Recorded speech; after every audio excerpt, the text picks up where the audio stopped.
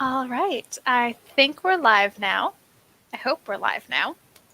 Anyway, welcome everyone to our live stream where we're going to be looking at the Code Jam projects that were done for this summer. Jake, can you tell us a bit more about the Code Jam? Yeah, so the Code Jam is an event that we run twice a year, and it's an event that we host for our members of the server, obviously, to participate in. And the Code Jam is you are set up with a team of 5 people, and you are given a task or a let me try that again. You are given a oh my goodness. You have 8 days to complete this challenge that you're given. You are given a topic and you are given a list of frameworks that you are allowed to use and to complete your project. And whoever has the best project wins. And we have three first place, second place, and third place for our positions that we are going to be giving prizes for. Yeah, that basically covers the Code Jam. Yeah, so the process of the Code Jam is sort of split up into different parts. So first thing, to even participate in our Code Jam, you need to complete our qualifier.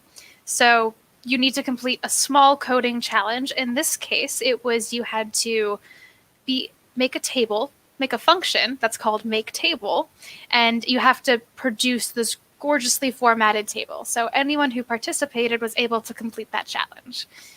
From there, we spend a fair amount of time pulling together teams, doing team assignments, assigning team leaders. We had a fancy script that did most of it. It was pretty fun. And then finally, the Code Jam starts, and you have 8 days to code your heart outs. And it has to be according to a theme and a chosen technology. And then finally, at the end of the Code Jam, all the teams put together a small video of all the projects so we can look at it and judge it. And we were able to pick a top 11. It was going to be a top 10, but there were so many good projects that we literally had too many tied scores, so we made it a top 11. And then from there, we select the top 11, and we're going to be reviewing those top 11 projects on the stream today. So, Jake, What was the technology and the theme that we chose? So the theme that we chose, the technology was text user interface, and the theme was thinking inside of the box. And yeah, that was the theme in that we chose for this Code Jam. All right, so we're going to introduce our top 11 projects. So, congratulations to the top 11 projects here. We have Acute Alligators, which did the Dungeons and Directories. We have Benevolent Bonobos, who did Think Inside the Box. We have Cheerful Cheetahs, who did Break the Box. You can see that the box theme was pretty prevalent. We have Grand Geckos, Secret Crate of the Grand Geckos. Humorous Honeybees, Are You in a Box? We have Jubilant Jellyfish, which was like a game platformer. We have Lovable Lobsters with an ultimate tic-tac-toe. Patient Panthers with Panthera's Box. Took a lot of practice not to say Pandora. Perceptive Porcupines with What the Python. Robust Reindeer with a Rubik's Cube game. And finally, the Scholarly Skunks with Skunk Booth. So before we get too into things, we do just want to have a quick word from our sponsors. We were sponsored by JetBrains, DigitalOcean, and Tab9. So thank you so much for sponsoring. A lot of the prizes are put on by them. So we just want to, they have a couple of really awesome things that they're going to share with us. So we're just going to talk a bit briefly about that.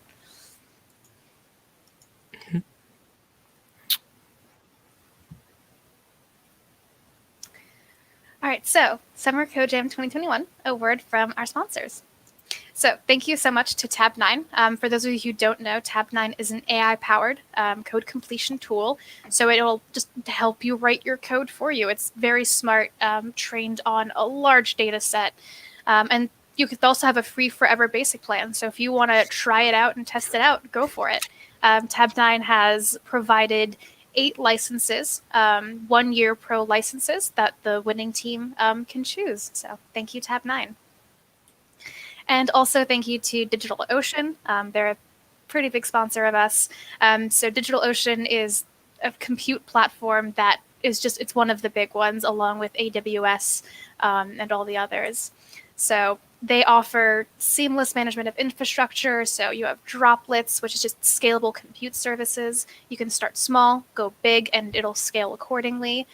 Load balancers for easily distributed traffic, managed databases, so you don't have to worry about dropping databases necessarily. You have spaces, which is very simple object storage. So maybe you don't need all of that big database. And also you have Kubernetes, one of our favorite DevOps manager tools here at Python Discord. And a lot of pre-built applications, or if you just want to deploy something simple and easy and it's pre-built, you just go. They also have 12 data centers in 8 global markets, so your data will be secure. And again, they have a strong, robust community. They also have a lot of open source support, hence them sponsoring this code jam. So thank you again, DigitalOcean. And if you would like to try DigitalOcean, they've provided a free trial. So you can get $100 credit in DigitalOcean for DigitalOcean and a 60-day free trial. So you can head over to that URL or scan the QR code. That's the word I'm looking for. So thank you again to our sponsors.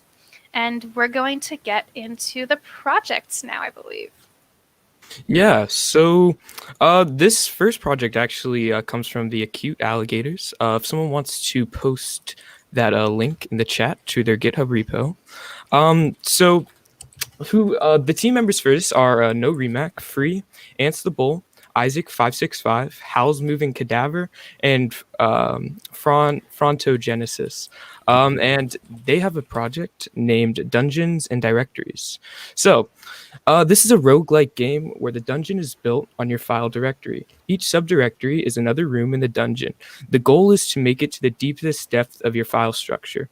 Use WASD to control your character. There are monsters that will try to kill you along the way. Combat is based on a rock, paper, scissors color system. Red beats green, green beats blue, and blue beats red. You can walk over the colored @ signs to change the color of your character. Monsters will behave differently depending on the color. So yeah, that is their project that they worked on. Definitely seems like a really cool project. I personally have never seen anything like that, and it was definitely a very interesting idea to actually take your file structure and yeah, Kat's pulled it up right here so we can take a look at it. All right, so I am going to be playing this. I have tested it out so far, and I'm terrible at it. I'm really bad at this, but it's a lot of fun to play. So the really cool thing is, so first we look at how to play. We just have WASD, and we need to be able to sort of traverse the different directories. So let's give it a shot. And I like the cute little loading screen while it's configuring the levels and everything.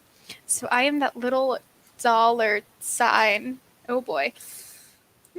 And I forget the color thing, but I can go and collect those little coins over here. And I can also go for, now I'm green. And I forget if I can eat blue or if blue eats me, but it's pretty fun. Over on the right here, you can actually see like the different directories. All of these different files are represented as monsters on the screen, which is pretty cool. One thing I am going to do is we're going to end this shortly, and I'm actually going to create extra subdirectories that it should see. Oh, we'll see.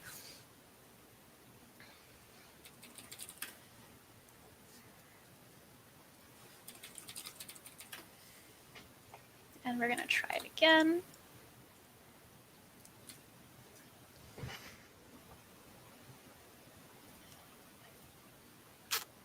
So you can see here that there's actually 2 folders, a source and a testing added now. And I have to try to make it to those folders, but there are so many monsters. Oh no. I have 90 HP, I have 80. I'm getting attacked. I'm not going to make it. Oh no. I'm not going to make it to. I did not make it. Oh no. But it's really cool. If you are a better player than me, or if maybe you have less files starting out in your first directory, you can actually go ahead and like navigate into the different folders and like keep going down into like the different dungeons, which are represented by your directories. So this was really fun to play. I believe they used a couple of different frameworks. You'll notice specifically when in my terminal, when I'm calling it, I'm passing in the blessed flag. That's because I'm telling it to like use the blessed framework to render. But I believe they also made it with like rich and other things. But hard game. I don't do well with it, but I tried my best. Yeah, but overall, it's definitely a very cool submission, a very cool project. Definitely. Yeah, I think it definitely fit like the think inside the box because like your like directory structure is actually part of the game, which is pretty cool. So Definitely. Yeah. And overall, all of the we've done code reviews of all the projects, and you can actually find that. I have a link somewhere, I swear. Maybe I don't. Let's go to GitHub, Python Discord, and CodeJam 8. So if you're curious and you kind of want to see what our code reviews look like, you can see that we have quite extensive, some even like 51 comments, 49 comments. We've reviewed all of this. So looking at the acute alligators, it's going to load one day, I swear. We actually had our own Vulchi review it, so you can see that the game is really, really cool. You love the idea, and we've also commented a couple of things throughout the project. So take a look at the code review. Overall, all of these top 11 projects were absolutely fantastic, and it was a pleasure to both play and review them. Definitely, yeah. All right, should we move on to the second project now? Yeah, let's go for it. Let me get it set up. Alrighty.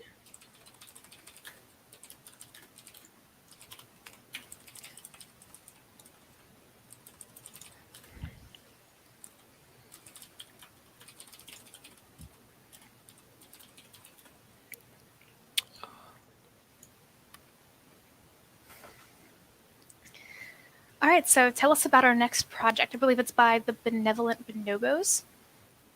Yeah, so we have Blue Dude, Anad, Jason, sorry, 799 Olivia, Himi, and Stone Steel. The benevolent bonobos. It's a mouthful to say. And yeah, their game, let me just pull this up really quick, sorry. Yeah, so what they have oh my goodness, would you just like to show off the game while I open this up? I was able to bring it up a bit faster. But it's really cool. I played this earlier today and last night actually. So it is a maze solver, but the interesting thing is that you can only see where the maze is by going in those little boxes. And you can see the persistence in the top right corner. So that decreases with time. You can't spend forever thinking. And the more you collide with things, like the faster you lose your persistence. But as soon as I'm in the box, oh, okay, I can see the map. So I have to think and plan. I need to go like over 2, down 3, way over. So let's give it a shot and hope I remember. It has pretty interesting sound features, which I unfortunately can't really show off here, but I'm hearing a lot of it. Oh no, it's blocked by that. Give me 1 second. There we go, persistence in the top right corner. And I can actually like hear the music. There's music playing, it's quite nice. If I press E, I sort of hear like an echo, so I can sort of hear directionally where the collisions are. I'm really bad at that part, so like I just sort of guess. And then in the top left corner is the number of collisions. And you can see there that I'm colliding a lot because I'm trying to go down. Yep. So as I go closer to a wall, I can like hear the echo louder. And ta-da, last box. So pretty fun. Oh no, okay. Oh, nope. I'm gonna keep trying to go for A. All right, I made it. Oh no, okay. I need to go over. Nope. It's pretty fun because you can hear the crash when you hit the wall. That's why I know I've sort of hit it. But it's a very fun game, and like you can only like think about the maze if you're in those little spots. So it's quite nice. I like it a lot. Mm-hmm. Yeah, it definitely looks like a really cool game. Definitely. Just a little bit more of what they call this. They call the game getting inside of the box, and yeah, I think that should be everything for that game. Have I forgotten anything, or is this... No, I don't believe so. It's just it was really fun to play. The Yeah, mechanic is simple, but a lot of fun. Hopefully, y'all can actually participate in the game jam because that would have been top notch. yeah, All right, let me get the next project set up. This one will take yeah. a little bit longer. The installs take a bit. But Yeah, yeah, I can let's go talk about through it. it. Yeah. So this next project comes from the Cheerful Cheetahs, a team with Fungus, Sir Author, Coder 400, Vinzu, and Chocolate Bar. And what they made a game called Break the Box, and they claim it is an escape room puzzle game. And what they say in this game, you are a network security architect working for the USA. Your job is to hack into the Iranian network and eliminate a bomb threat. Which, just I haven't seen this project, but off of that little description, sounds very fun. So let's see.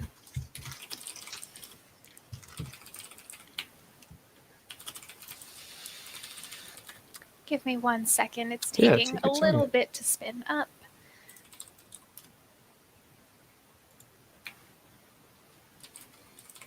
Just if anybody was curious, the framework they used was Blessed. And yeah. Okay, so this is, I just started the game. The install instructions were quite nice for this too. I believe it's like pip installable, if I'm remembering correctly. But it's pretty fun. So let's take a look. I'm going to make this bigger because it's a lot of text. This may break their game. I don't know. Because it's not intended to be played at this Zoom level.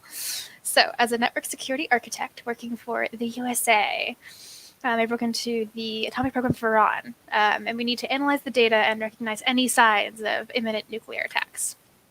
So I found out that a secret attack is scheduled, targeting Europe, and there's barely any time left. My only chance is to deactivate the launch yourself.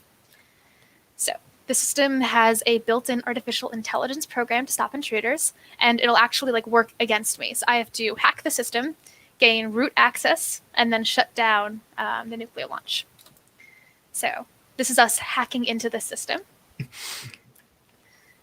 We're gonna, there we go. All right, so cool. This is the file tree. So here we can see every file in the operating system. You can see here we have like OS, we have local, root. Oh, shutdown protocol. That might be something that we need. We have a hint.txt. We have shutdown.txt, hint.txt again. We have ports. Oh, and we have an etc. with password. So system hacked, username equals user, so user, and password is none. That's not a very secure system. So let's take a look at help first.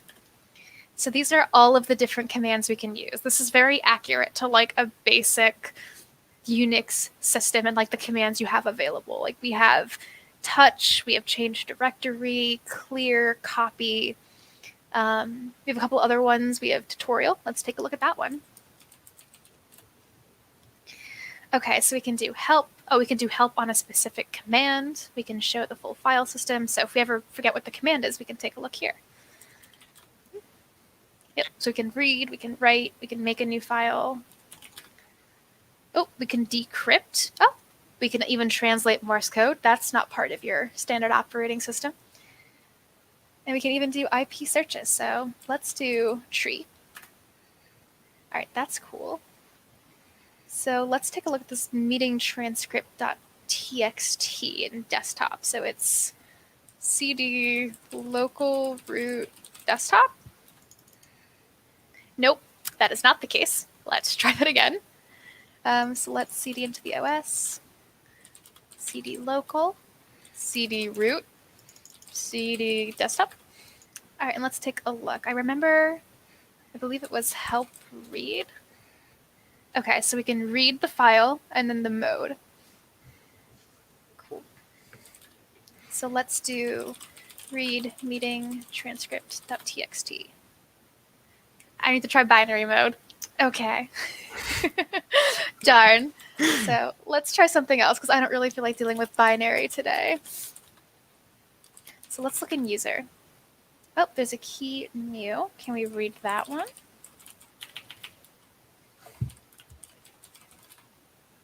Okay, I don't know what that means, but I bet it's important and I bet we can decode it. At this point, I am very bad at the sort of like CTF, like hack the box things. I'm not good at them. This is about as far as I'm gonna get before I dip. But it's a lot of fun. I definitely recommend trying it out. It's actually pretty fun in this like fake OS system. I spent like 20 minutes last night just trying to get past the next step. But because I'm not good at these games, I didn't. But I highly recommend y'all check this out. It's really fun. It's like, it's very fun. It's very well done. So good job. All right. Are we ready for the next group of people? Next team? Yeah, let me get it ready. So you can talk a bit about it while I get it ready to demo, and then we can demo it out.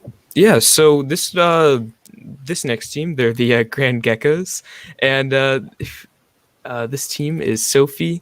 I'm SDAS. Sorry, I can't pronounce that. Nix, John, and Dorson. Yeah, let me open up their project real quick. Their project is called Secret Crate of Grand Geckos. Just a little bit about the project. As the name indicates, our project is a very secret and mostly safe crate. Of course, it's a TUI password manager. Our password manager stores your data locally encrypted in a vault inside that crate. That can only be unlocked by you.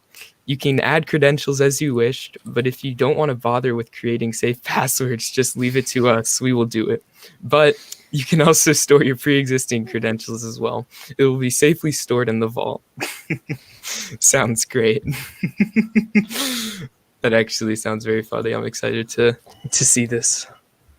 Yeah. And one thing that I really enjoyed that the Grand Geckos did is so they actually used poetry, which is sort of like a dependency manager. It's actually Python Discord's preferred dependency manager. So that's what I'm using right now. It's just, I run like 2 commands to set it up. It's just poetry install, poetry run task main, and then it's good to go. So that's a really nice thing that like you don't always have to use like the standard Python virtual environments. You can use some of these other dependency managers. Like poetry, pipenv are the 2 big ones there. Yeah.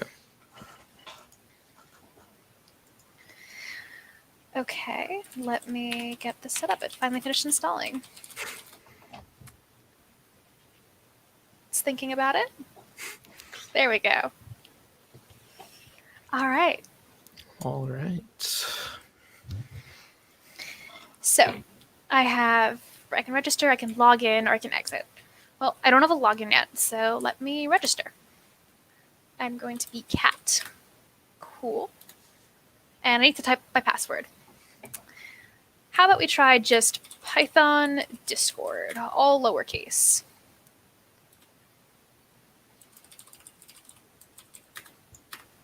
I should have done Hunter 2. Now that I'm thinking about it, I missed a chance. It should have been Hunter 2. Please know that I know that reference and it should have been Hunter 2. All right, so, oh, that's nice. It tells me that my password isn't strong enough. That's quite handy. So it's too few numbers, not enough special letters, and not enough non-letters, and no uppercase. That's true. Don't use this password. It's very insecure. But we're going to keep going with it. And what's fun here is I can click the buttons or I can use my keyboard to navigate. So it's quite nice. So let's add a credential. We're going to call this GitHub. Okay. My GitHub is going to be cat. It's not my actual GitHub username, but c'est la vie. And yes, I would like to generate a strong password because Python Discord is not a strong password. And if they can generate one for me, let's do it. And we're going to do github.com. So that way I know like what the website is attached to it. It's not just this floating username. All right, so I added that. Let's check it out in the vault. Hey, that's so cool. So I can copy the password, and you can see that it's copied there. I can see the username. Going back to the menu, I can do Control Q, and I can even delete the credentials. And I can then do, hey, yeah, this is the one I want to delete. Just kidding. I got my wrong username somehow. I am not the smartest.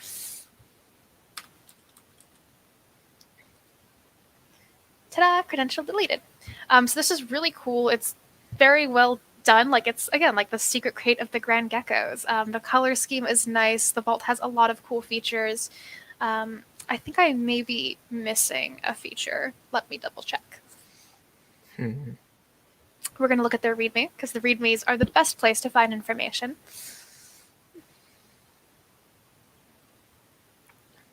Let's see. Okay, no, I think I got everything because I did do the automatic password generation, which is really what I wanted to showcase. So good job with this. Really nice. I actually don't know if the passwords are encrypted when they're stored. Let me see if I can find out.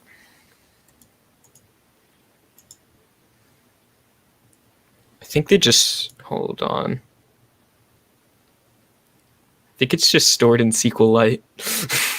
Which, you know what? Yeah. SQLite is great. I love SQLite. I have no problem with Store all that. your passwords in SQLite. This is the Church of SQLite. Oh, they are. They are encrypted. Oh, okay. Yes. I didn't read. Reading is hard, y'all. Oh, yep. They're encrypted in a vault inside that crate. It's a vault in a crate. Encrypted inside a SQLite. Truly the greatest. So good job with this. I really liked having that extra like encryption feature. That's what I wanted to showcase, the encryption feature. Thank you for reminding me. Because it's nice. It could have just been plain text passwords, but y'all really did go like the extra level for, hey, cool, let's do the actual encryption in a database and like use those best practices. And SQLite. Bonus points for me. All right. So we're going to prep for the next little bit. Right now we're going to take a little bit of a break from the projects and see what questions y'all have first for the projects, the code jam, everything else. And I'll work on setting up the next round of projects.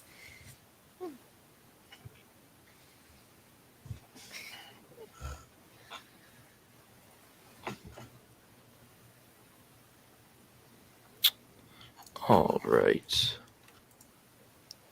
Okay, if you have any questions that you've asked earlier, I definitely haven't seen them. So you might want to just repost them, even if it's like talking about a project or if you want to make comments about a project, we'd love to do it. Otherwise, we're going to take a short, like 3-minute break and just prep for the next one. So grab something to drink.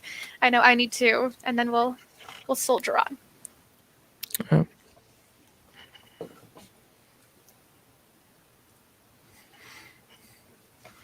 And if you're joining us in our Discord, you can see there that Sophie did post like what the encryption looks like. So all your passwords will be safe. So fantastic. Yes, Stellar. Long enough for you to get coffee if you don't do your fancy coffee. Stellar Kiss, one of the Code Jam judges, is really fancy about his coffee. So...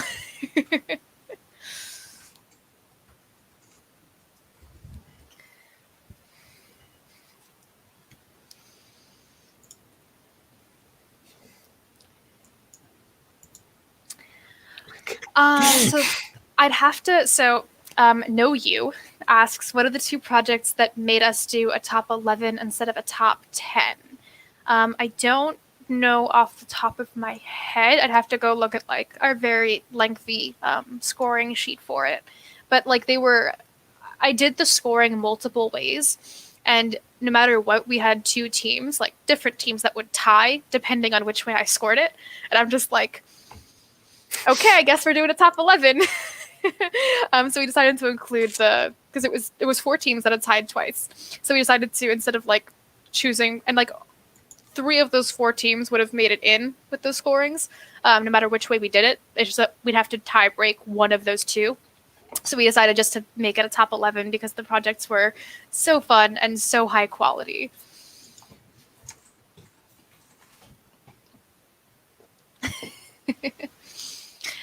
We most so Rich Fi asks if will there be a ranking posted of all the projects. We probably won't. Just doing our review of the top 11, they're all so good. I'm not exactly sure how we're going to pick the top 3 and the overall winner. They're too good. So we probably won't release the rankings because it just wouldn't be fair. Other projects are just really good in different ways, and the ranking wouldn't be accurate to how we feel about the projects. I really can't stress how good these projects are. It's so nice.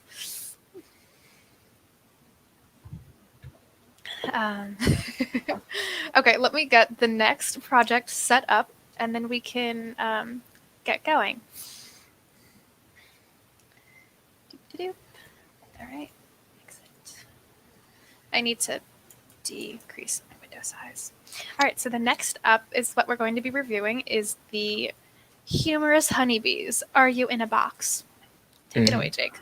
Yep. So, gosh, these names. I just like to apologize before we move forward. I'm sorry for mispronouncing your name.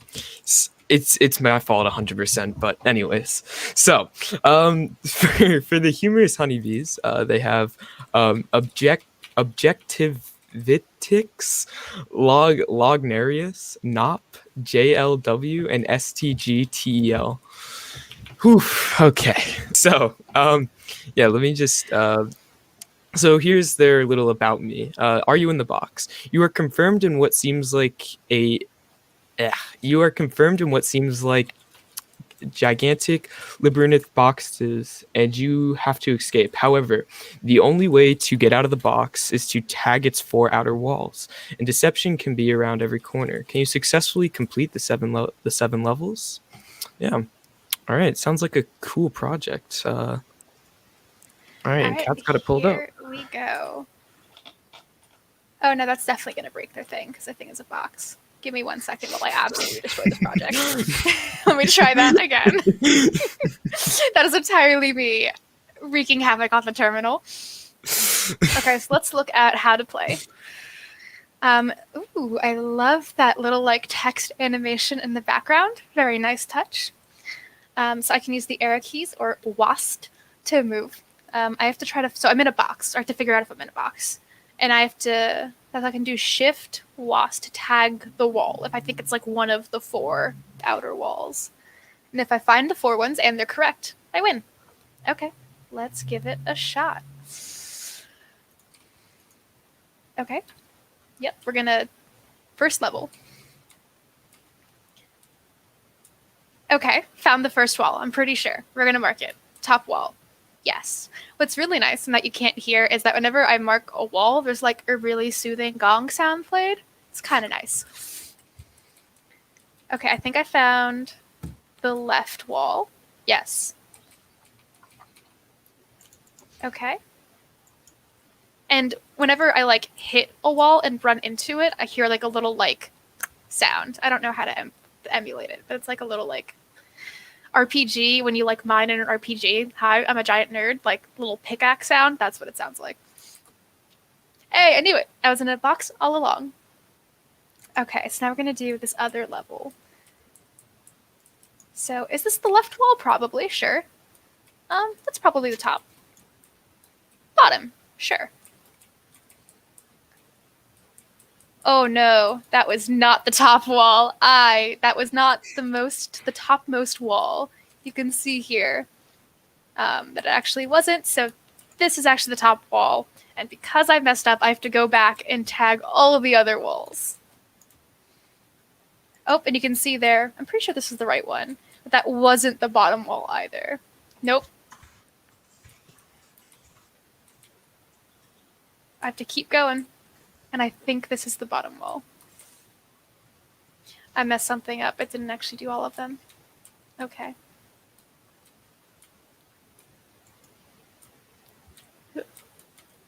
Hey, I finally got it. So it's a very fun, sort of simple game. I've increased the size a little bit. But it's fun. It's simple compromise. You have to think if you're in a box and you have to tag the walls. The sounds are a really nice like bonus. And because like my field of view is so limited, you have to keep like a good mental map of like what's actually the playing field. It's like, is that actually the bottom? You have to think about it. So very well done. And I like the gong sounds. It's a good feature. The gong sounds are the best feature, I guess. Yeah. Yeah, it definitely seems like a very good project. Good job, Humorous honeybees, everybody on that team. Yeah. We ready to move on to the next project? Yeah, let's go ahead. All right. This comes from the Jubilant jellyfish. Their team members are B. Danny, Cheeps, and Chad's dad. Let me open up their repo really quick. So yeah, what it seems is they've built a platformer game. And let me open this up. They have a pretty long introduction, so I might have to sum this up. But yeah, hello there. We are welcome to the GitHub repository of the Jubilant Jellyfish project, the Python Discord Summer Code Jam in 2021. The project is a platform game that can be played in the terminal where you must move a jellyfish in the map to push some boxes into their places. Your time is limited though. You can see how much time is left to complete the level on the top mid of the screen. If you need time to think about how you can solve the current level, just enter the gray thinking box and the timer will stop. Keep in mind that jellyfish need a calm place to think, so there is a dark, quiet place inside the box. You cannot see the level when you are inside. Okay. Yeah. All right, give me 1 second. I need to spin up my WSL for this. Okay, here we go. So this is their game. As always, we're going to start with the tutorial. So, as Jake said, the purpose of the game is to push the box inside the other box, and we have to finish it in time. And if we need to like think about it, if it's stressful, then we need to go into the gray thinking box. There's a lot of boxes here. So we can use the WASD keys, except S will be like to cancel the jump, and we can use Q to quit. All right, let's try it out. Okay, so one thing to note here is that because of the framework they're using, there was some flickering they were unable to solve. So it's a little bit rough. Let me actually try it here.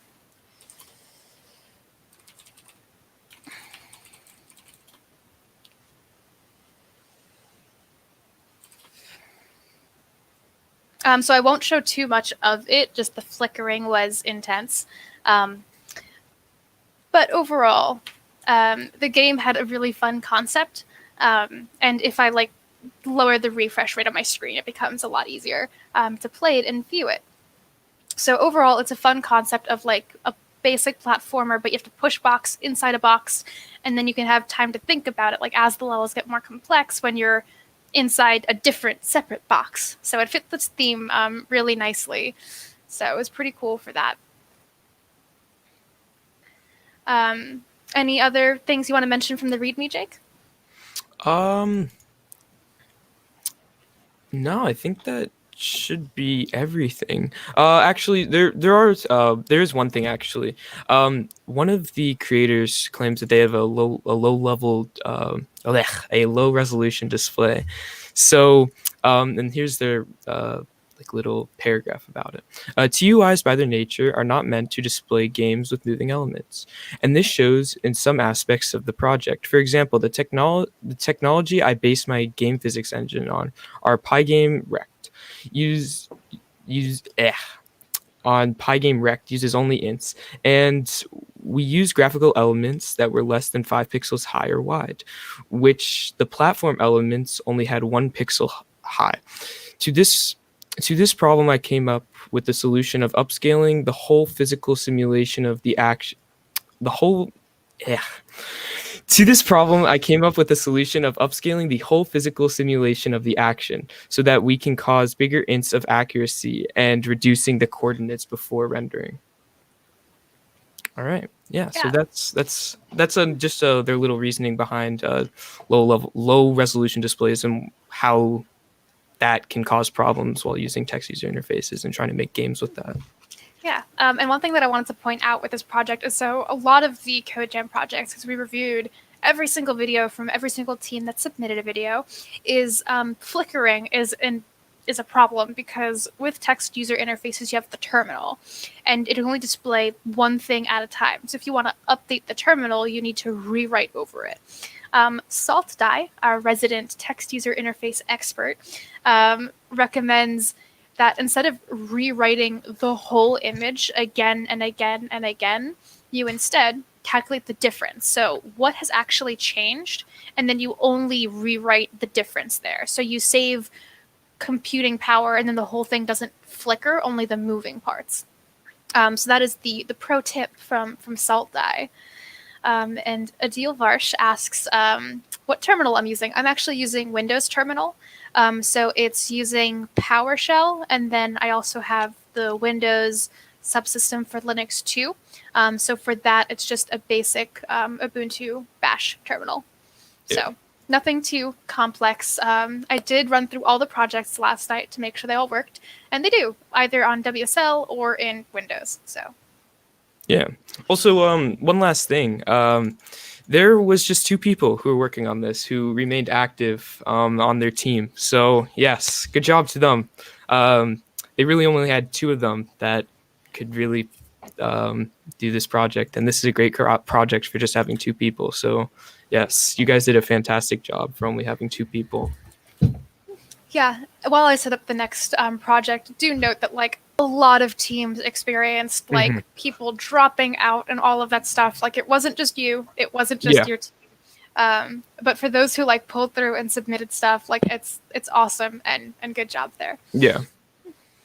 Yes, thank you everybody for being so patient and being so understanding of like people not talking and in the team chat, people not contributing. Yeah, appreciate everybody. It was a pleasure to work with all the teams. All right. Should I move on to the next one? Yes, I'm ready to go. All right. The Lovable Lobsters. Let me open this project up really quick. So the team members on Lovable Lobsters is The Cheat, Megahertz, Richfi, Cop on the Run, Bast, and A5 Rocks. And that is our Bast. Bast is Yes. actually a moderator for Python Discord, and he decided he really had fun like seeing people complete the qualifier and decided he wanted to compete. So we then completely removed him from all of our internal channels immediately, and he got to experience the fun of the Code Jam as a staff member. Yeah. So what it seems like they've made is an ultimate tic-tac-toe in the terminal, which I'm very I want to see this. I want to see how this works because I did not check this out. So I am going to call out Chris J. Possible Owl was our reviewer for this project, and apparently he has enjoyed this project so much he's been playing it for hours every night for like the past week. So like y'all did a good job because he's honest to God playing this, and he doesn't have to. That's hilarious. Okay, so yes, I wish to enter. No, wait, I lied. Hold on, I fucked it. Here we go. So the first thing it's asking me is, shall we play a game, yes or no? So yes, and do you wish to be wired? So a really cool thing about this project that we love is that it has network capability, so you can host like your own ultimate tic-tac-toe and have people connect to your computer and like play with you remote. So this do you wish to be wired is asking me if I wish to like host a game and play with someone else like live. I won't be showcasing those features today, mostly because I don't trust myself not to leak my IP address. So we're just going to play locally. So no, we are not wish to be wired. Okay, so the way that Ultimate Tic-Tac-Toe works, and I had to ask a couple of staff members for help with this because I've never played it before, is that, so it's tic-tac-toe within tic-tac-toe.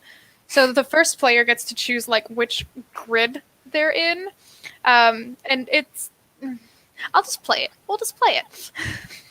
So I'm going to choose the middle grid, which is 5. I can count. And the best tic-tac-toe strategy is you always get that middle point. Like, that's how you don't lose. Because you don't win tic-tac-toe. You just don't lose.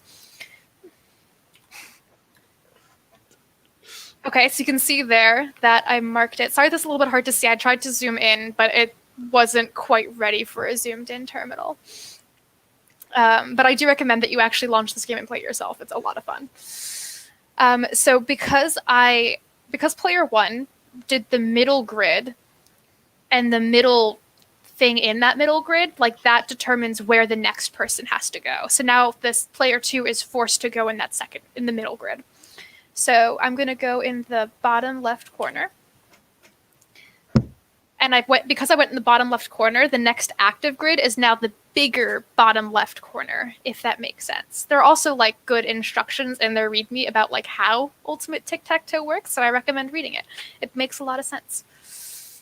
And I'm really just playing against myself here, so I'm going to go with 5.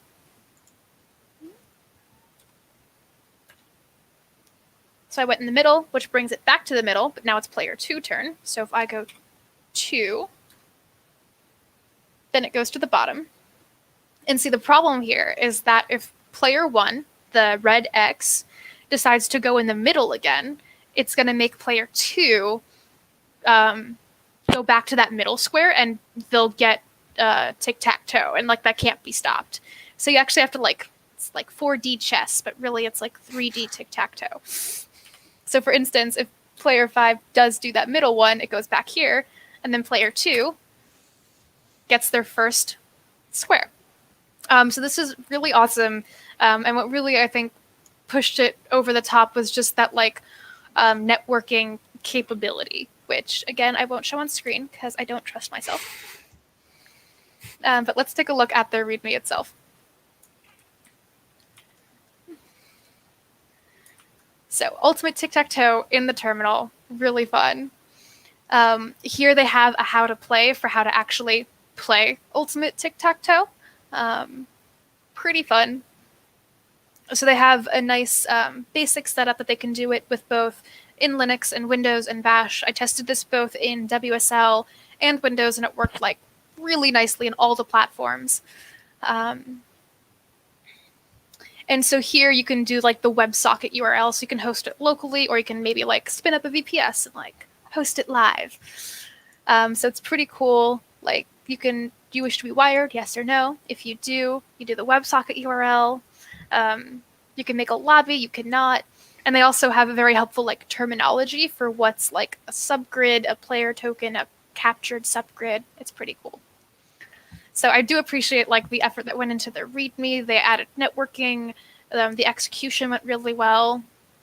I know that I glanced a bit at the source code, and I had to ask Chris to finish his review for this because he didn't post the comments in the pull request itself. So I got to take a look at some of it, and the code is like really well done. They have like a really good like linter and continuous integration, continuous deployment. So whenever they like pushed and it built successfully, it would just get deployed. So that was really awesome. Overall, a fantastic project and a lot of fun to play. Yeah. And to answer the question of Hi People 21, so if the grid is already captured, it won't let you play in that grid. You have to choose a new one, or it'll jump to a different one. So I believe there's like specific rule set within Ultimate Tic-Tac-Toe that like deals with those collisions. You can check that out, or ask Chris because he's been playing hours of it. All right. Well, I think that was everything for Lovable Lobsters. Once again, great project, guys. Next project comes from the Patient Panthers, whose team members are Mylit, ZD, Tizzysaurus, Trisley Bear, and King Off Radar. Let me open up their project really quick. And we actually have 2 of our helpers there. We have Tizzysaurus, one of our mods, and ZD, one of our helpers. So yeah. Yay! Say hi.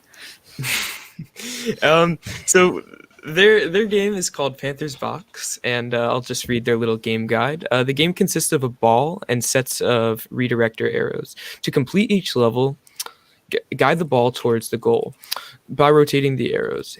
Hidden story tiles are scattered throughout the maps, requiring the player to take different paths. On each level, a random set of mutators will be activated, modifying the gameplay slightly. This includes inverted controls, limited field of view, and increased speed. Scores are determined by the number of moves and time taken during a level. The maximum score attainable is relative to the board size. If a player's score reaches 0, the game is over. So yeah, that was their game guide for Panthers Box. All right, I am just spinning up the virtual environment for this. It's taking just a little bit because apparently when I switched branches, it got rid of the install that I had. So I need to reinstall some libraries. No worries, no worries.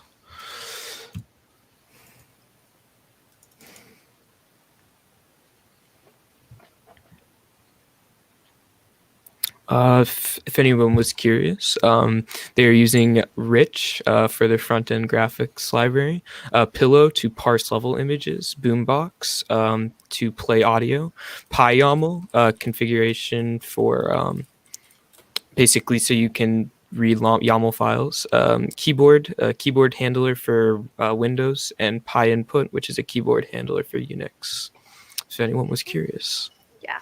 One of the interesting things is that I want to quickly remark before we dive into this project, so for the text user interface, usually for code jams, we tell you specifically what library to use, and you have to use this one library.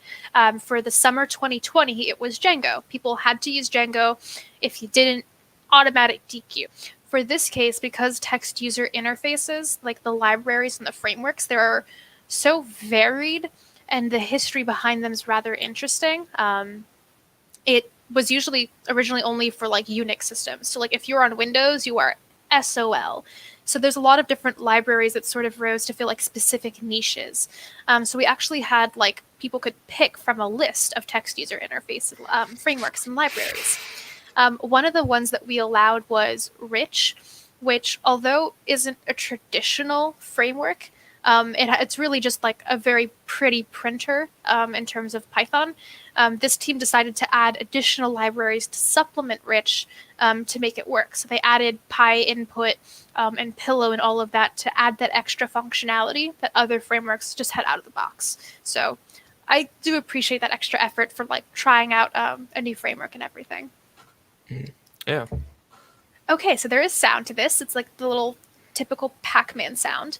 So this is a little bit hard to see, even for me, but there's actually a bit of an outline of walls here. It's black on gray, so it's harder to see. But you can see here that I control arrows, and I can sort of direct which direction this ball goes. And I can do that by pressing 1. And I lost immediately. Nice. Yeah, okay, that's fair. All right, we're gonna try again. I'm gonna do it a little bit faster, because you can see there that I have the score, which is rapidly decreasing because the ball is rapidly hitting something. Oh god, I hit a story tile. That's cool.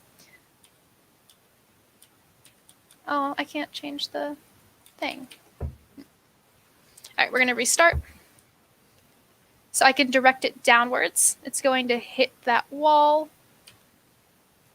And unfortunately get stuck because it hit a wall. I had to direct it to a different direction. But really your goal is to get this tiny little red ball to actually go towards that green circle. And you can see there my score is rapidly dropping. Oh, ignore me. I wasn't very good at this game, so I never got to the level with the different colored arrows. There are 2 different colored arrows, and I can control them with the different keys. So that's that. So we're going to try, I'm directing that downwards. No. Nope. This way? No, okay. Not very good at it. It's mostly because I'm not very good at games. But it's pretty interesting that you have a ball and then you control the tiles on the board to direct it.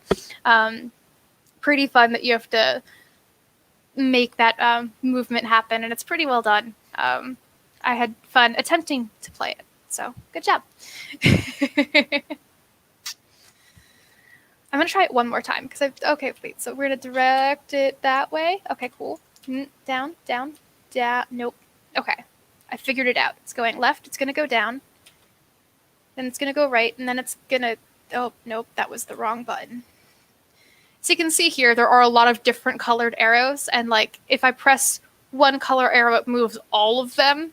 So you have to think about it and be faster than I am. But it's a lot of fun. I try it out. Yeah. And I believe there's something else that I wanted to check just to make sure that I'm not missing anything.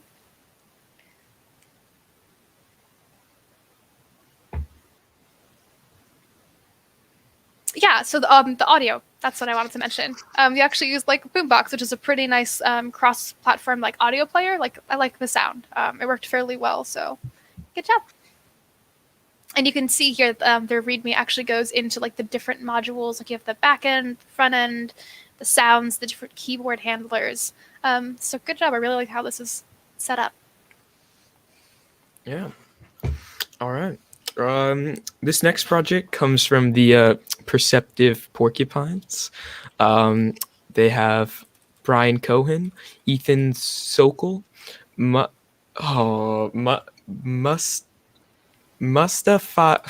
Gurari. I apologize greatly for that. Vagish Vela and Ashim.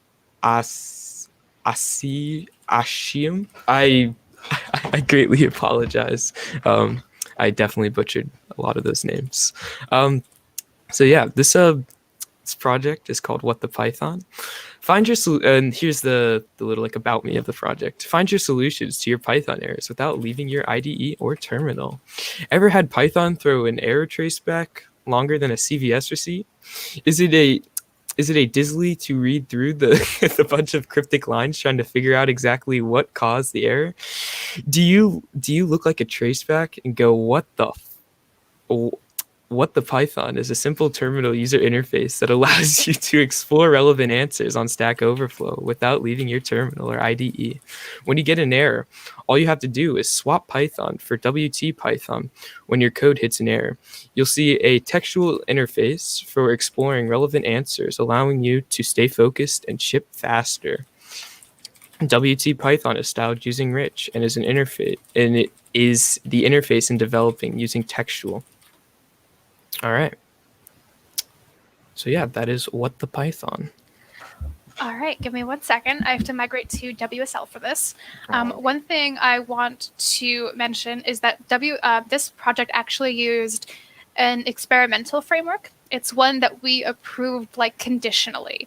So it's actually from the creator of the Rich framework, but it's a proper text user interface library. So it can handle text inputs, it can handle rendering, a lot of the stuff. The interesting thing, though, is that this framework is like in super alpha development. The creator makes no promises that anything's stable. They're still building out basic features. It doesn't have Windows support yet. But this team decided to try it anyway, and they kept up with the development of Textual, like as it was pushing live during the week, and like made all of these really cool features. They actually got a shout out from the creator of Textual because their project was featured on the R Python subreddit, and it's pretty awesome. So I just need to get it set up here.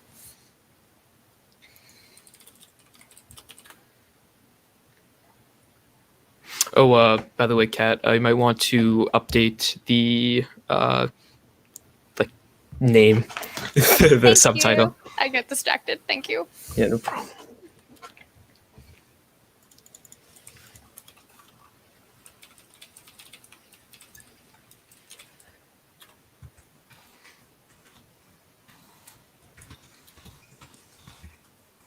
Okay, it's working on it.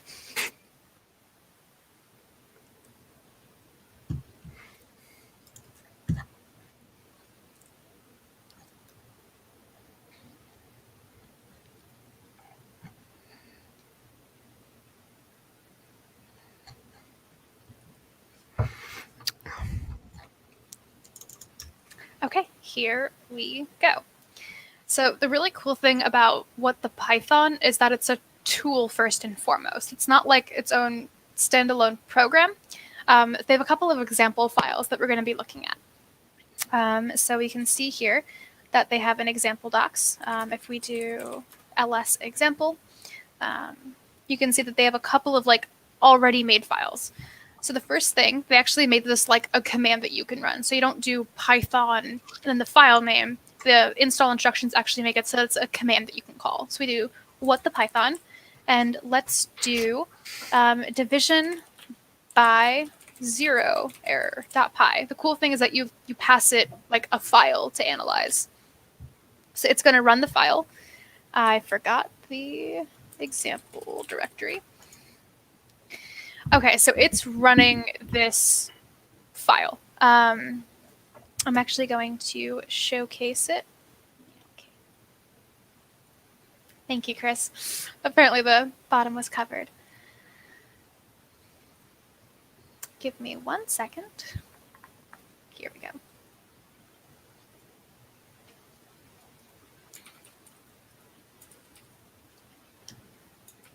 So this is my VS Code terminal. This is what we're sort of launching it from. And you can see here perceptive porcupines, and then division by 0 error. So they have a couple of just basic Python files. This one is ultra simple. All it does is it tries to divide 1 by 0, which in Python you can't do out of the box, at least not like this. So when we're in the terminal coding everything, and we just want to be like, okay, what's this error? I don't know what's going on. Let's just use Stack Overflow. What the Python is the tool to use.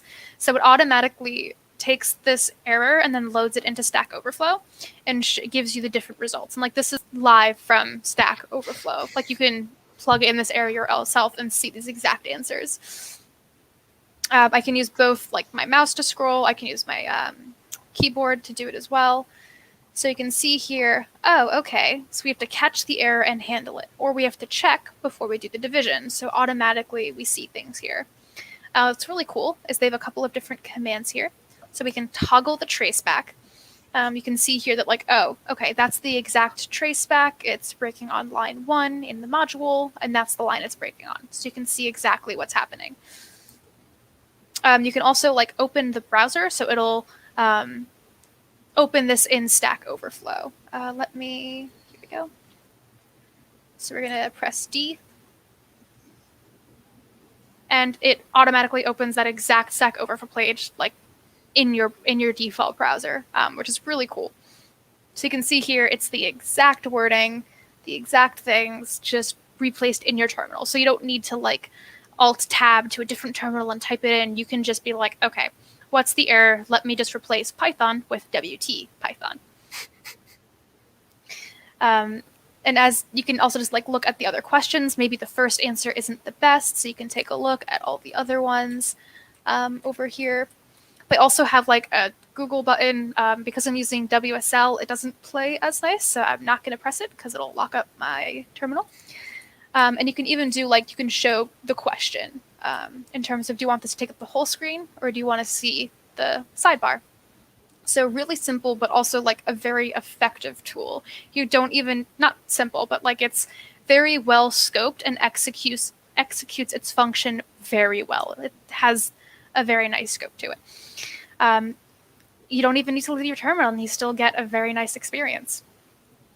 And as I mentioned, they got a shout out from the creator, and you can also find it at the top of our Python if you go back a couple of weeks. So pretty cool. And I believe it's also open to contributions. It got really popular and people actually wanted to contribute it and make it like extend the functionality of it. So if this is something that you're super interested in, you can contribute to it. This has actually evolved farther past the code jam, which is really awesome to see. So really nice job, Perceptive Porcupines. Yeah. So our 10th team is the Robust Reindeers. We have one more, but yeah. The people on this team are Bajorn, Dude Saber, Mathsman, Kipo or Kepo, Aaron Shenheo, and Hell Revenger. Once again, I apologize if I butchered any of those names. So what they did is basically they made a working Rubik's Cube inside of a text user interface, which I think is incredibly cool. And you can scramble it and you can do stuff like that. I believe you can use your keyboard and your mouse to move the Rubik's Cube. And yeah, it will make more sense once it's pulled up. This one is pretty awesome. I'm just trying to remember the pip install. Here we go.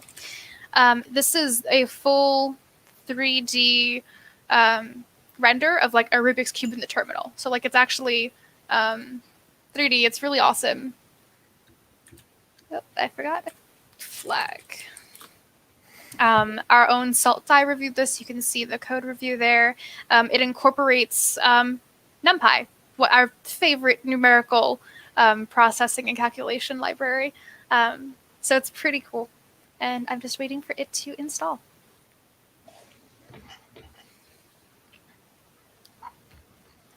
And actually, SaltDie, if you're in the chat, so SaltDie reviewed this, saw this, loved it, and then decided to be really cool and actually made it really awesome.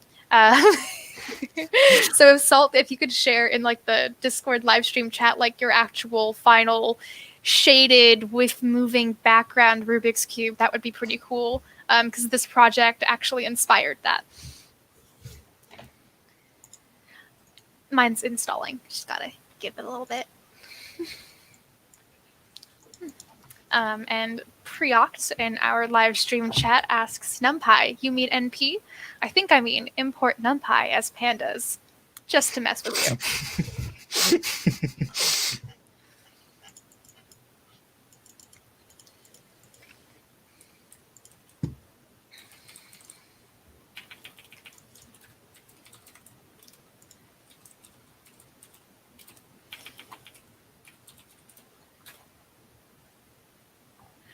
Okay, I have it ready to go. So this is the Rubik's Cube. Because I have a very high mouse sensitivity, it moves very quickly. Oh, wait, hold on. We're going to try this one more time. So you can see here, it's a full 3D render of the Rubik's Cube. And you can even, in the bottom right, see like an exploded view of it, so you can still sort of keep track with what's going on. So let's try actually rotating it. So I can rotate the front, and you can see there in the exploded view that it's moved. You can see that we actually like moved the Rubik's Cube in this 3D render of it. We can move the front again and again.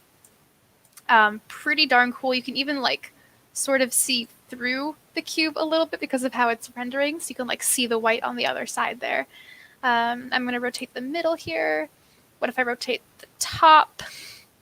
And as I change it, like as I change the orientation of it, if I rotate the top, it still like remembers the original orientation. So even as you rotate it, you don't need to worry about like, is this the top now? What if I hold it at a weird angle? It's going to remember that original position. If I can rotate the bottom, I can rotate the right. As is the theme of this. I'm not very good at like puzzle games. It's not really my thing. So I don't know actually how to solve a Rubik's Cube. And if you need to, if your view just gets totally messed up, you can just press Z and it resets the view. So you can see the different interfaces here. So this is pretty fun. And to those asking, can I solve this? The answer is, oh my God, no, I've never solved a Rubik's Cube in my life. I don't know how to do it. There's like a trick. I don't know what that trick is. So this is really cool. It's a 3D render in a text user face terminal. And like, as I move the mouse, it turns it. And it's very, it's a challenging project they took on. It's a big undertaking and they executed it very well with just the different cubes. So if you ever just feel like solving a Rubik's Cube in terminal, maybe you're in class and just want to load one up, here you go. Load up a Rubik's Cube and you can play it. Jake, anything else to mention about this project? Well, I'm looking at the code right now. It's all in one file. That's one thing that's pretty funny. Let me just look at the repo really quick. No, there really doesn't seem like there is anything else. I think you've covered everything. Yeah. This is some impressive calculations going into this 3D render. Like, it seems deceptively well done. There's a lot of heavy calculations going into this, so very well done. Yeah. And yes, the code for this, and this is part of the review, is a 900-line single file, which we will recommend that you don't do. It's much easier to break it out into helper functions and everything, but Yeah. looking at the code itself, it's actually very well documented, and the logic itself is Pythonic.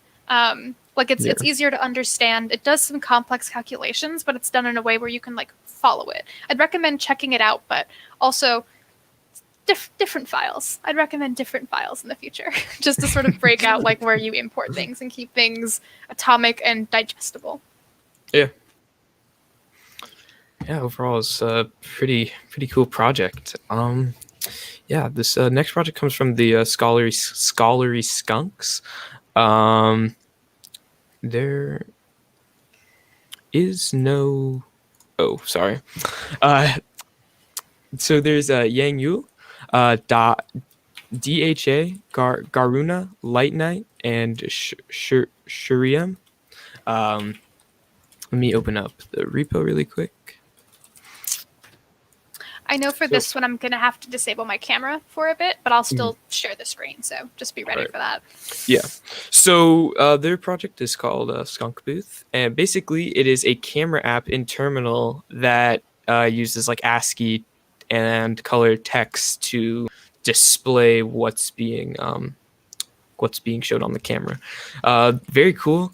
I haven't used it or seen it in action, but we will here. Overall, I think it's a pretty cool project, though. It sounds really cool. Give me 1 second. I forget which manager it's using. No worries. Okay, I can actually pip install it, really? There's also gallery. There's a gallery. So if you have a bunch of photos in a folder, you can then look through that folder, and I guess it will bring up those photos with that ASCII art. I'm not too sure, but I would assume. Yeah.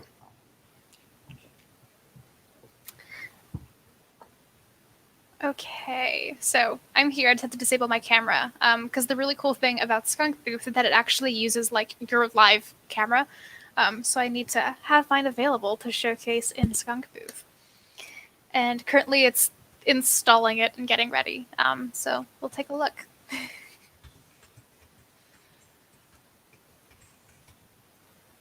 So the cool thing about this is you can actually just like pip install it, like it's located on PyPI. So you can just like run it.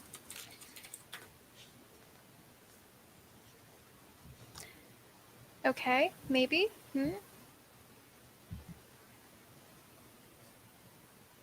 Give me 1 second. I'm trying to get it to see my camera.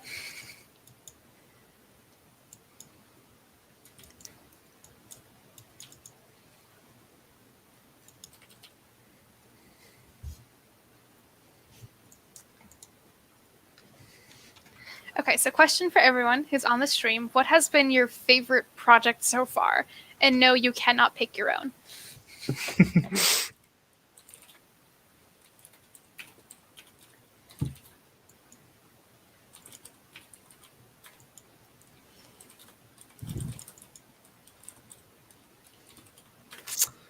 Somebody said hack the box.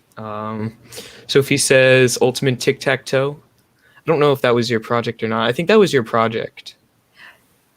That Sophie's was the vault in a box of the crate of the grand geckos. Okay, then no, yours wasn't the ultimate tic-tac-toe. Okay, yeah, okay.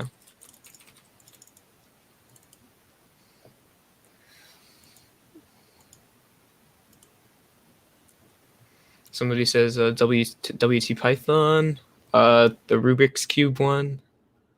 Another person says WT Python. Yeah.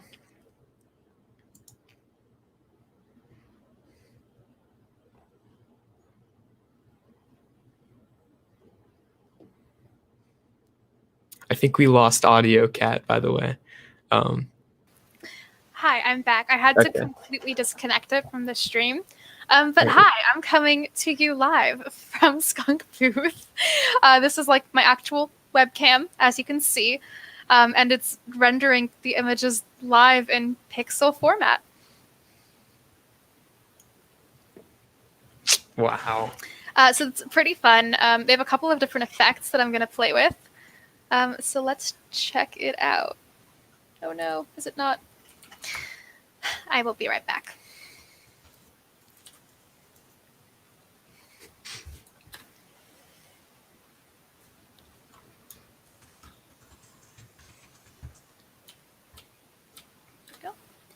Okay, here we go. So we're going to try the Matrix. And now I'm very numbers-y. Everything made from this is just numbers. And you can see in the background occasionally you see the numbers falling. Again, just a lot of fun in a box. And the box is the terminal. I haven't seen anything like this. I had a lot of fun with this last night.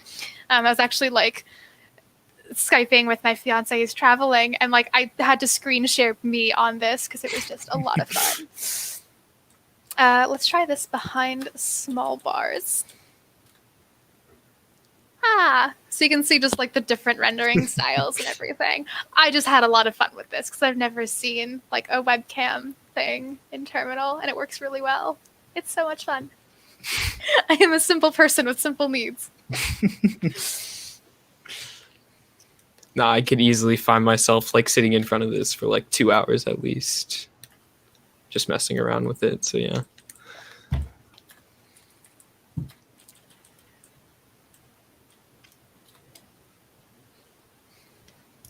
And this is Money, Money, Money, which is made up of different money symbols. So really cool. And I believe this project works a little bit better in Linux, like the buttons you can actually press. In Windows, you have to use your keyboard to navigate. Mm-hmm. And it has other cool features. Hi, I'm back. Normal, regular rendered me. You could actually like record it and like take images and things. In fact, in my terminal, I'm going to bring it up here. You can actually see over here that it's like saving the video, so you can actually like record cute messages of you all pixelated and everything, and it's pretty fun. So, very well done. Huh. All right. Okay. That is all the projects. So one thing that I do want to do is just take a look at. I really want to emphasize like how well done these projects are. We're going to take about a 15-minute break, both to let y'all just get some water and everything. We've been going for a bit over an hour now, and we'll also be coming back with the top 3 and the winners. We're not really going to get too heavily into like the actual code reviews. Some of these files are rather large, and the pull requests we have on our repo do a much better job of sort of going through the code. So you can read those pull requests and take a look at sort of what we're looking for. So we're going to take a 15-minute break, and we'll say 12-minute break. We'll come back at 3:30 East Coast time, and then we'll be ready to announce. So hope you all have enjoyed this so far.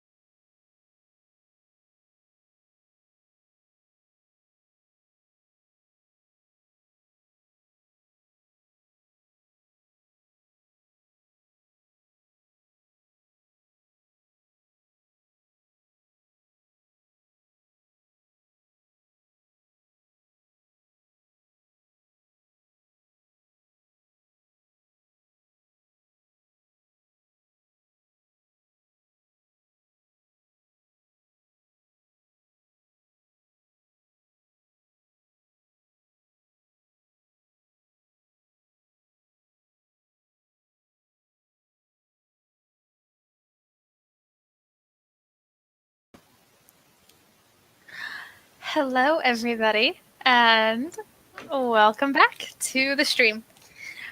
We are late because it is. I don't think you understand how difficult it was to pick the projects. We only just decided. It was a lot of discussion. it was really hard. I think the vote was tied. It's fun. It was a whole thing. Oh gosh, it was a back and forth. I will wait a little bit until everyone gets back and everything. I really cannot overemphasize how amazing these projects were and how absolutely difficult it is to decide these things. A lot of them were just so much fun to play or so useful, so well done. Really, it's amazing. So we're going to announce this: fifth place, second place, first place. Drum roll for third place. Congratulations to Robust Reindeer for third place with their Rubik's Cube. Their Rubik's Cube was just a very challenging, aggressive project. You all really stretched the limits there. Even though it was in one big file, the overall code itself was really solid. And it's just really wanted to recognize how amazing it is with that that 3D render of the Rubik's Cube in the terminal. It even had Salt Dye incorporated back into his own projects and everything. So congratulations to Robust Reindeer on third place. And for second place, drum roll on my desk. It is the Lovable Lobsters with their ultimate tic-tac-toe. So we thought it was a really good project. And the reason why is because it was just so fun. Chris, obviously, you guys were told that he's been spending hours a night playing this game, and yeah, it's just a genuinely fun game, which is what we wanted to see. We wanted to see projects that were actually useful and that are fun and that are cool. So, and I think another thing as well that kind of persuaded our decision through putting this as second was the whole connection matchmaking system, which I thought was pretty cool how you implemented that as well. Yeah, guess we should announce first place now. And finally, with the biggest drum roll for first place, that will get the very shiny pink roll, are the Perceptive Porcupines with What the Python. So congratulations. I think it wasn't unexpected, but this tool used an experimental library. They kept up with aggressive changes.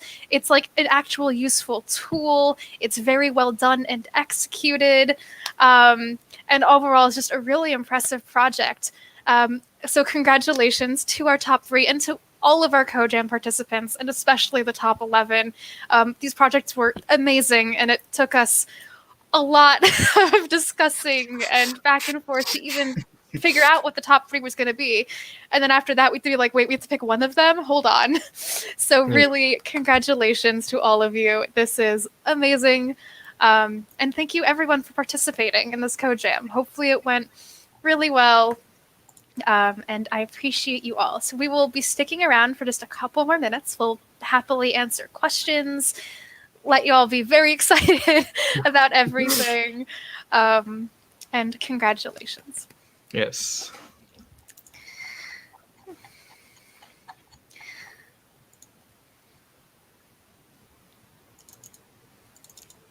And we'll be posting a follow-up announcement, and I'll be reaching out to the teams for the different prizes and everything, so don't worry.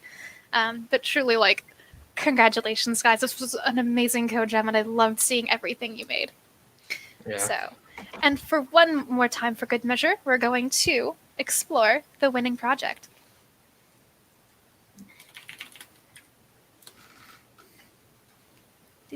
I need to reshare my screen.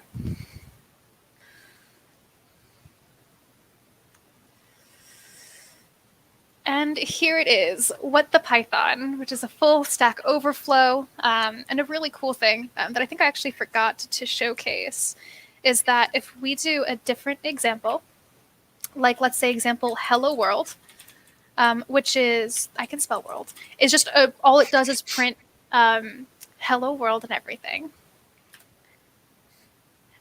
If there's no error, it'll still run your Python code. So if you ever just want to default to using What the Python, you can. So ta-da.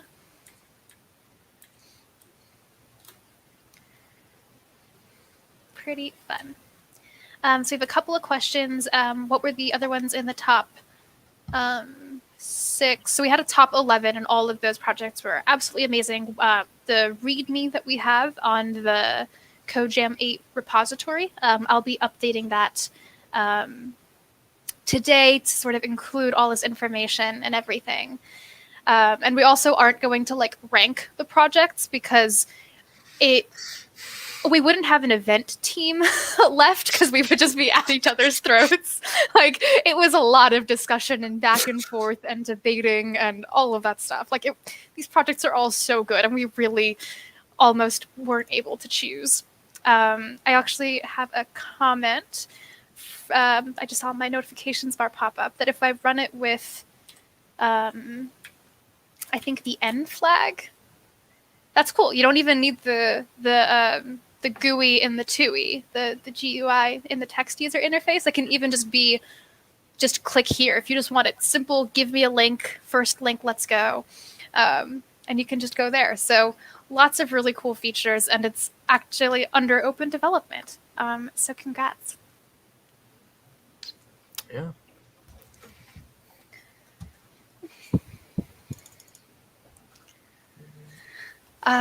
Okay, so I think those are all of the big questions. Oh, we had a question for why are the other judging live streams so long?